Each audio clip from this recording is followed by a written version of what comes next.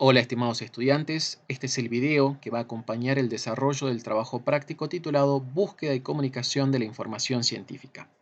Con la realización de este trabajo práctico buscamos cumplir los siguientes objetivos: destacar la importancia de la comunicación y las publicaciones en el ámbito científico, reconocer diferentes tipos de publicaciones y su utilidad, y practicar la búsqueda web de publicaciones científicas. Bien, para comenzar a desarrollar el tema, podríamos intentar responder la siguiente pregunta. ¿Qué son los textos científicos?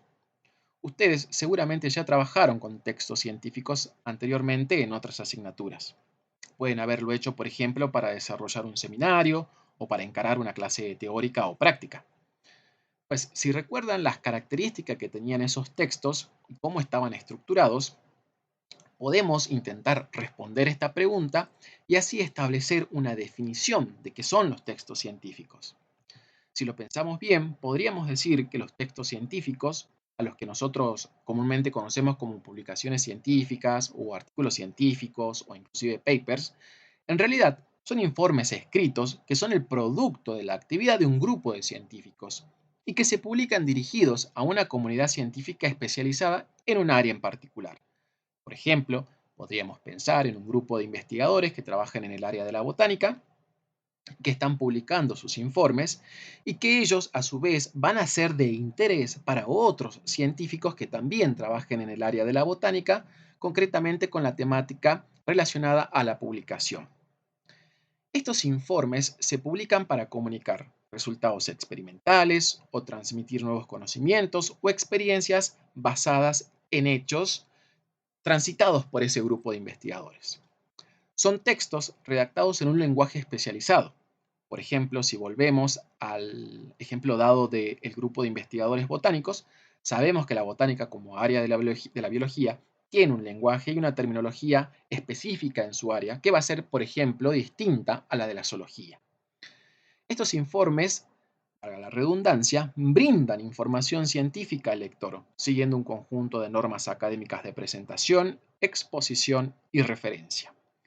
Existe una gran pluralidad de textos científicos o publicaciones científicas. Nosotros quizás estamos más familiarizados con aquellas del área de la biología, donde revistas como Nature, Science o Cells se especializan justamente en publicar en gran medida publicaciones o artículos científicos relacionados con el área de la biología. Pero también las otras áreas del conocimiento, como por ejemplo la matemática, la física, la astronomía, etcétera, tienen sus revistas en donde se nuclean los artículos o las investigaciones realizadas por los investigadores de cada área. Alejándolo un poco de esas disciplinas, vamos a ver que también existen otras revistas que van a nuclear artículos relacionados, por ejemplo, con la arquitectura, la ingeniería, el arte, las ciencias sociales, la historia, la filosofía. Es decir, que existe, como dije recién, una gran pluralidad de áreas del conocimiento en las que todos los trabajos y los productos de la actividad de las personas que trabajan en esas áreas se vuelcan siempre en informes escritos que terminan formando parte de revistas especializadas en cada una de esas temáticas. Ahora bien, los artículos científicos como tal tienen una serie de características que los distinguen. A saber, un artículo científico es formal. ¿Qué quiere decir esto? Que en la portada del artículo yo tengo que poder identificar a los autores de ese trabajo. Tengo que poder encontrar también un medio de contacto para comunicarme con esos autores por un motivo X. Y tengo que también poder identificar el lugar y el tiempo donde esa investigación se ha realizado. Cuando digo lugar me refiero a la institución o las instituciones en donde esos autores forman parte, ¿sí? Y también el tiempo, o es decir, el año en el que ese trabajo se ha realizado. Por ejemplo, podríamos decir, los autores A y B pertenecen al instituto tal que forma parte, por ejemplo, de tal universidad en tal lugar del mundo. Y ese artículo se ha trabajado y se ha publicado en el año, pongámosle, 2023. Otra característica que tienen los artículos científicos es que son de carácter público. Es decir, que se debe poder acceder libremente a esa información, ya sea por medio de establecer un pago al servicio de la revista que nuclea ese artículo, o de forma totalmente abierta, o, por ejemplo, solicitando al autor que suministre ese artículo de forma directa al interesado. Otra característica que tienen los artículos científicos es que son controlados. Son controlados por un comité de referato que pertenece a la revista en donde se va a publicar el artículo. Este comité de referato o referees son los encargados de determinar si el artículo es pertinente para la revista en la que se pretende publicar y, por otro lado, determinar si la forma en la que el trabajo ha sido realizado es correcto, ¿sí? Ese referato, obviamente, o grupo de referees, son investigadores que conocen del área en la que este investigador o grupo de investigadores que pretende publicar el artículo trabajan, o sea, tienen que saber acerca de la temática para poder justamente realizar la evaluación. Y por último, los artículos científicos reciben la característica o tienen la característica de ser ordenados, en el sentido de que siguen una serie de normas técnicas definidas, principalmente por las revistas y las editoriales, para que así el artículo se pueda finalmente publicar. Otro concepto que tenemos que tener muy claro es el de artículo científico como publicación válida. El organismo denominado Council of Biology Editors en el año 1968 determinó una serie de normas o una serie de reglas que debe seguir un artículo para que sea considerado como publicación válida. Y establece que una publicación científica primaria aceptable debe ser la primera difusión y contener información suficiente para que los colegas del autor puedan evaluar las observaciones, repetir los experimentos y evaluar los procesos intelectuales. Si analizamos detenidamente ese párrafo, vemos que nos dice que una publicación primaria va a ser válida o aceptable cuando sea la primera difusión. ¿A qué se refiere con esto de primera difusión? Por ejemplo, si yo soy el investigador que pretende publicar un artículo, un informe científico de mis investigaciones, lo que voy a hacer es enviar mi informe a una revista en particular. No puedo enviar en simultáneo el mismo informe a 3 revistas y ver en cuál de las 3 se publica primero. Como así tampoco puedo enviar el informe para que sea publicado en una revista. El grupo de referato lo aceptó, lo publicó y al año siguiente vuelvo a enviar prácticamente el mismo informe a otra revista para que lo vuelvan a publicar. Porque eso sería como publicar 2 veces la misma información.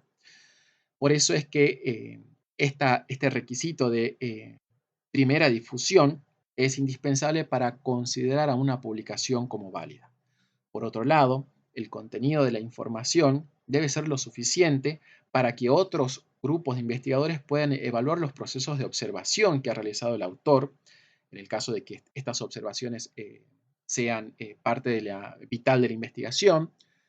Se pueda también repetir los experimentos en el caso de que haya una metodología experimental en dicho trabajo y, por supuesto, evaluar los procesos intelectuales puestos en juegos al momento de concebir la investigación como tal, el proyecto de investigación y posteriormente el informe científico. También este informe tiene que estar a disposición de la comunidad científica sin restricciones. Vamos a ver ahí que el sin restricciones es un término, por decirlo de alguna forma, estricto en el sentido de decir, un informe científico, una publicación científica, no puede ser algo que yo me lo quedo de forma personal. Por ejemplo, yo y mi grupo de colegas investigadores desarrollamos un proyecto, llegamos a resultados, los resultados son fantásticos y ¡pum! Esa información no la guardamos. No, esa información, para que sea considerado justamente una publicación válida, tiene que estar a disposición de la comunidad científica, es decir, tiene que ser público, que es algo que ya habíamos mencionado en la diapositiva anterior. Y tiene que estar también disponible para su examen periódico por parte de organismos competentes. Ha habido muchos casos, después al que le interese lo puede buscar esta información en Internet. Ha habido muchos casos en donde muchos artículos que han sido publicados, posteriormente, con el paso del tiempo, se ha visto o se ha detectado que eran en realidad información falseada. ¿Por qué? Porque las metodologías estaban tocadas o los resultados estaban tocados, y eso ha podido ser determinado o descubierto, si se quiere, por otro grupo de investigadores cuando trataban, por ejemplo, de repetir los experimentos y no había forma de que esos experimentos salgan. Por eso es que cualquier componente informativo que esté volcado en el cuerpo de un trabajo puede y tiene que estar justamente disponible para que sea examinado periódicamente por parte de cualquier organismo competente u otro grupo de colegas investigadores. O asimismo, por ejemplo, un investigador que trabaja con especímenes, con ejemplares, ya sea, por ejemplo, animales o vegetales, tienen que esos ejemplares con los que ha trabajado estar depositados en una colección pública, en algún museo, y estar también a disposición de otro investigador que necesite o quiera ver esos ejemplares que, por ejemplo, pueden haberse utilizado para describir una nueva especie. En ese caso, los ejemplares que, como dije, forman parte o son ítems del trabajo de investigación, también tienen que estar a disposición. Es parte del propio trabajo en sí. Muy bien, pero los artículos científicos, así como nosotros los conocemos hoy, no siempre se configuraron así. ¿Sí? Los artículos científicos tienen larga data, tienen historia detrás y por ende han ido cambiando a lo largo del tiempo. Es aquí donde nosotros podemos analizar un poco la historia que hay detrás de la concepción de los artículos como los conocemos hoy y cómo la comunicación y la divulgación científica ha ido cambiando a lo largo del tiempo. El tema de las publicaciones y la comunicación entre investigadores comenzó hace mucho tiempo atrás cuando comenzaron a confeccionarse, por ejemplo, las academias científicas, como por ejemplo la Academia de Linz, que es una de las primeras sociedades científicas que se organizaron, que puntualmente se organizó en Francia. Las comunidades científicas servían para que los investigadores se reunieran y se comunicaran justamente entre ellos, principalmente de forma oral a través de simposios y exposiciones, las investigaciones que habían realizado y los descubrimientos a los que habían llegado. Posteriormente, las academias comenzaron a nuclear en grandes tomos, como si fuesen libros, los informes escritos o las epístolas que esos investigadores enviaban a las sociedades de las cuales formaban parte para que quede así un registro de esa información.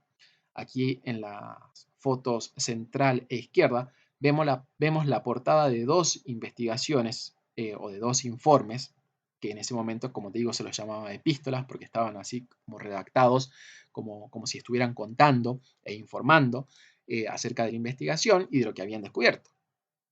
Estas pasaban a formar parte, como digo, de esos grandes tomos que después estaban a disposición en las grandes bibliotecas que se encontraban en las academias o en las sociedades científicas.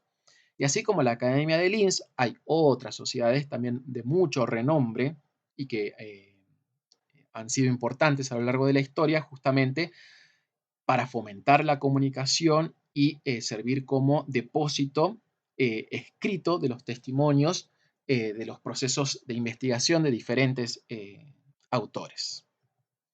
Bien, ¿qué característica importante acerca del conocimiento científico se debe tener en cuenta al momento de hacer ciencia? Esta es una pregunta muy importante y que la vamos a relacionar con conceptos y nociones que ustedes ya tienen que manejar de la asignatura epistemología.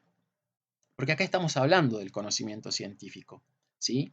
Y hay ciertas características que están muy estrechamente relacionadas con los informes científicos que tienen que ver justamente con esta pregunta.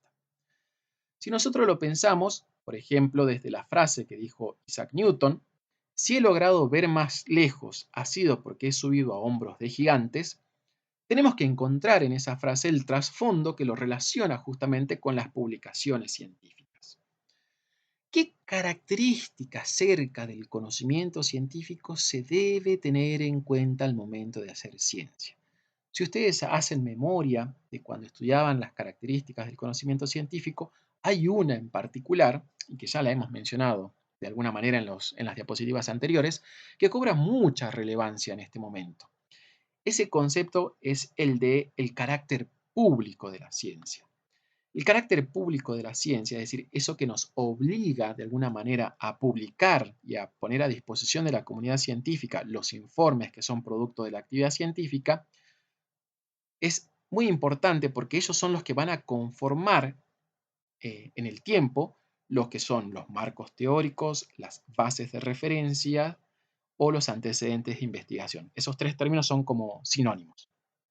Nosotros sabemos que la ciencia es un proceso continuo y no es que empieza y vuelve a empezar de cero siempre. No, la ciencia es un proceso acumulativo y progresivo en el tiempo.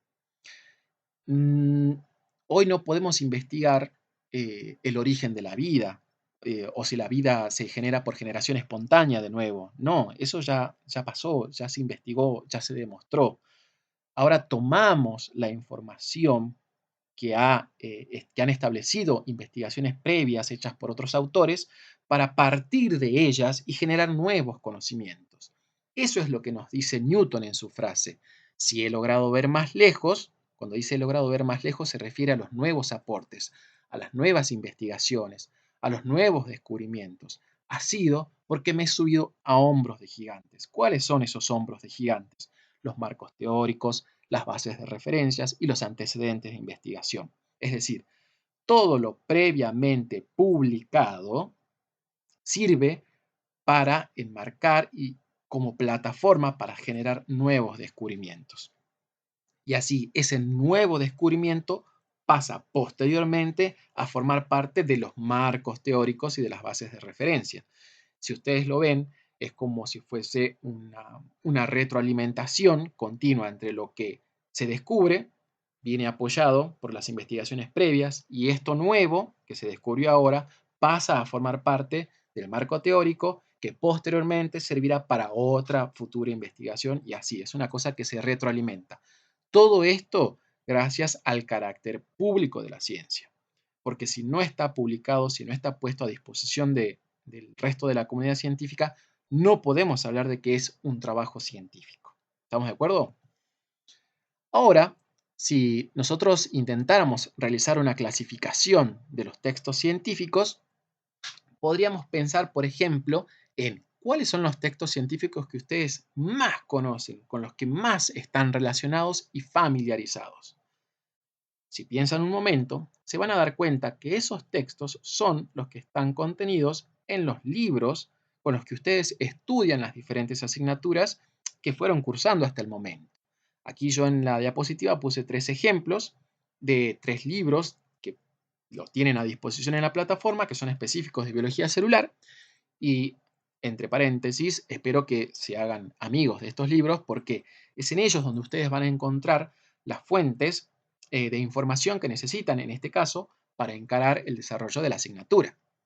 Estos también son textos científicos, ¿sí? Porque tienen información científica en su interior, nada más que el objetivo de estos textos científicos es un poco diferente. Están relacionados con cuestiones didácticas para el aprendizaje del contenido de una determinada área o asignatura, ¿sí? Pero también son textos científicos. La diferencia que tienen con los otros textos que vamos a ver a continuación tienen que ver directamente con su estructura, su finalidad y la forma en la que se los publica, ¿sí? Este tipo de textos los podemos denominar no periódicos. ¿Por qué? Porque los libros salen eventualmente, no siempre cada cierta cantidad de años. Eso es relativo. Hay libros que salieron en una primera edición, luego hubo una segunda, una tercera y no se volvió a publicar nunca más, ¿sí? Acá si pueden ver, por ejemplo, con detenimiento, el libro del medio, Biología Molecular de la Célula, es una sexta edición, que es la última edición de este libro. Actualmente creo que ya se está trabajando en la octava, pero no ha salido la sexta en un periodo de tiempo semejante a la quinta o semejante a la cuarta, es decir, no tienen una periodicidad fija, ¿sí? Salen cada cierta cantidad de años, pero esa cantidad de tiempo es variable.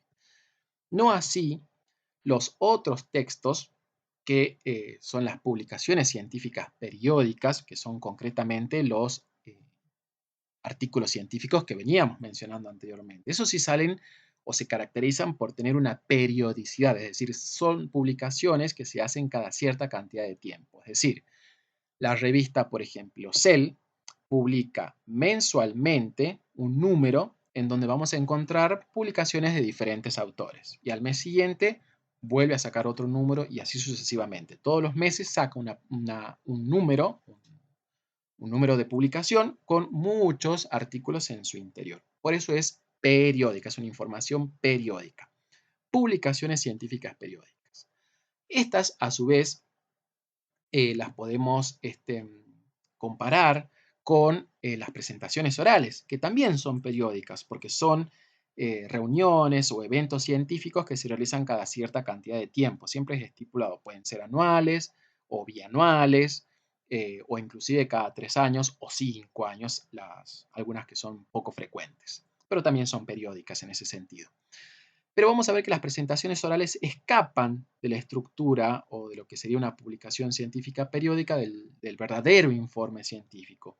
Una presentación oral, como puede ser una exposición, ya sea por ejemplo a través de un póster o a través de una comunicación oral breve, en un congreso, en un simposio, es una forma de comunicar ciencia a el resto de la comunidad científica, pero de una forma informal, si se quiere decir, porque solo se realiza ahí en el seno del evento científico y está solo a disposición del grupo que está en ese momento y en ese lugar. Los congresos y los simposios en realidad persiguen el objetivo de la socialización entre los miembros de la comunidad que están en ese momento en ese evento, ¿sí? Esa es la gran diferencia entre las presentaciones orales, que no son una forma, si se quiere, legítima o válida de comunicar ciencia, como sí lo son las publicaciones científicas periódicas en una revista.